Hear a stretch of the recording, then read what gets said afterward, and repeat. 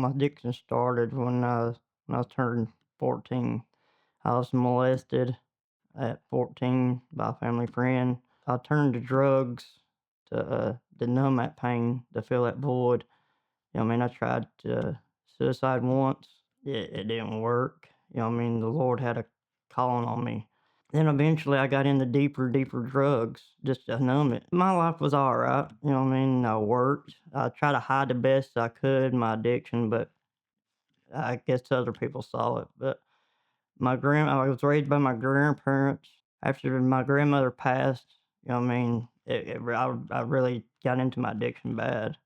Then I had to sit there with my grandfather and help take care of him. And when he passed, I just gave up. I just started getting deeper and deeper of what's the point of living. I just got to that point in my life. It's like I don't know if they were just talking to me or what, or the Lord, and it's like it's finally enough is enough. And I wanted to better myself because I always strived during my addiction. But other than that, I went into a detox center. I went there for a week, and then I stayed there for about a week. On that last day, I prayed to get into a program, and it was faith based. I went to RSM. I was there for 7 months, and my cousin Todd, he came from Eagles Nest down to RSM for a wedding. And when he got down there, he was telling me about this place, and it inspired me, man. And 2 days later, my mom and my friend came and got me from RSM. I called Eagles Nest. They approved me. Todd met me halfway. He picked me up and brought me here. And the amount of love and the grace here, man, it's phenomenal. It's I felt at home when I got here.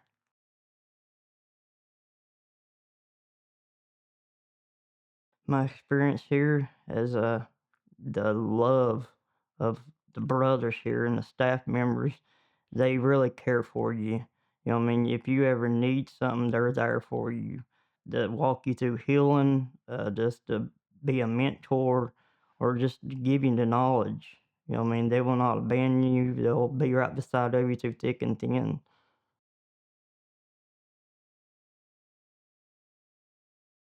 In inner healing, I had to forgive and forgive myself through a lot of things, especially when my grandfather passed.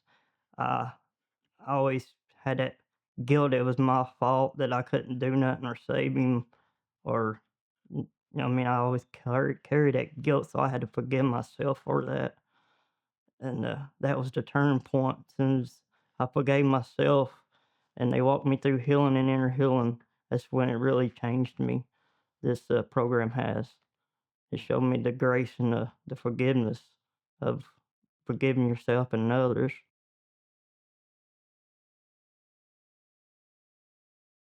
The hardest part of Eagles Nest would be the scripture test. If you advance, you're good, but if you don't advance, you do make you rewrite the scriptures so many times. But they do try to get an attitude out of you, and that's just how you do your attitudes. Uh, that's the toughest in my experience. What I've learned is to just just be yourself and just let God in. Just don't blow over everything. Just don't blow up. Just come from where they're coming from and just think of what God's way. How would He say or do, in attitudes, or just how you would react to something. Just don't overreact to things. Just think first, then do.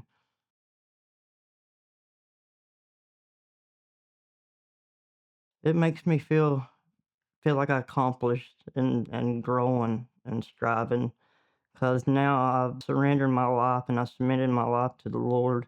And back then, I look back then, it's like I wasn't complete. It was chaos. I was broken. I was lost. But here has finally helped me to find myself and to find my calling to help others. And the Lord has shown me what true light is about here. It's about the love here, man, and love others, and show them that there is a better way for life here, and to break those chains of addiction and bondage that has on you.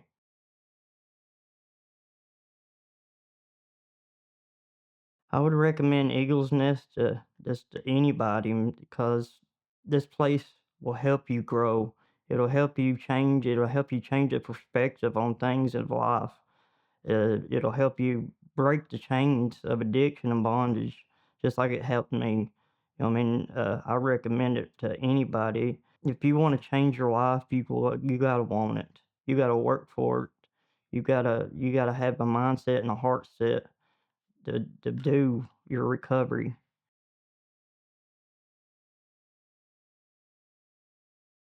The staff members here and SLTs here, you start a relationship with them. You become friends with them. They become like a mentor to you.